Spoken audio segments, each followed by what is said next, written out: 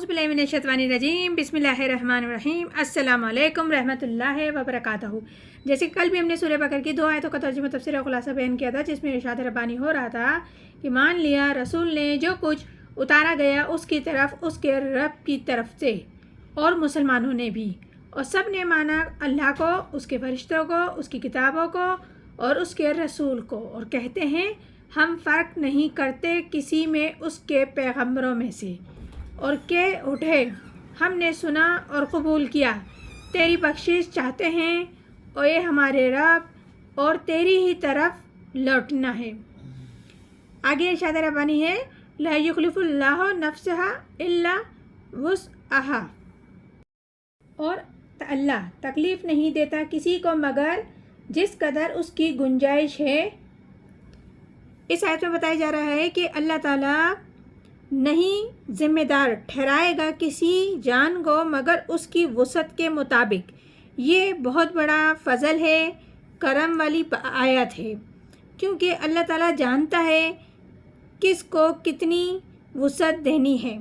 तमाम इंसानों से मुहासबा एक ही किस्म का नहीं होगा, उसकी वसअत के मुताबिक जितना अल्लाह ताला ने उसे अता किया है उसकी उतना ही उससे मुहासबा किया जाएगा। और वसअत किन चीज़ों से बनती है, जैसा कि आपको कोई जिन्स है, दूसरे की कोई और जिन्स है, किसी की कोई और जिन्स है, हर किसी की अलग-अलग अपनी अपनी जिन्स है और अपनी अपनी खुसूसियात हैं। इसी तरह सबको एक अलग माहौल मिलता है और दूसरे को एक अलग माहौल मिलता है, हर इंसान को एक अलग माहौल मिलता है। इन दोनों चीज़ों से, जिन्स और माहौल से, इंसान की शख्सियत का हयूला बनता है, और इंसान का ये शाकला हर इंसान का जो बनता है वो उसके अंदर अंदर मेहनत करता है, जो कुछ भी करता है उसके अंदर करता है। और फिर अल्लाह जानता है इसके शाकिलों को कि वसी था, कि किसका वसी था, किसका तंग था, जिसके जिन्स आला थे और किसके कमतर थे, किसके पास ज़्यादा जहानत थी, किसके पास ज़्यादा जिस्मानी ताकत थी, ज़्यादा क़ुव्वत थी, या जो भी जिसने जिसको भी दिया वो सब अल्लाह के इल्म में है, और इन सब पर मोहित रख कर अल्लाह सबसे हिसाब लेगा। अक्सर देखा गया है कि इंसान दुनियावी कामों के लिए तो शदीद भाग दौड़ जद्दोजहद मेहनत करता है और रात और दिन एक कर देता है, कमाई में, रोज़गार में और दुनियावी तमाम मामलात में। लेकिन जब दीन की बारी आती है, जब दीन की बात करते हैं, तो जब दीन के बारे में बात की जाती है तो कहता है कि हमारी इस्तिताअत नहीं, हमारे पास वो सलाहियतें नहीं जो दीन के लिए या दीन के खातिर सर्व कर सके। लेकिन ये अपने आप को धोखा देने वाली बात है, क्योंकि आप बग़ैर सलाहियत, जहानत और इस्तिताअत के दुनिया की कोई जद्दोजहद नहीं कर सकते और कोई मेहनत नहीं कर सकते।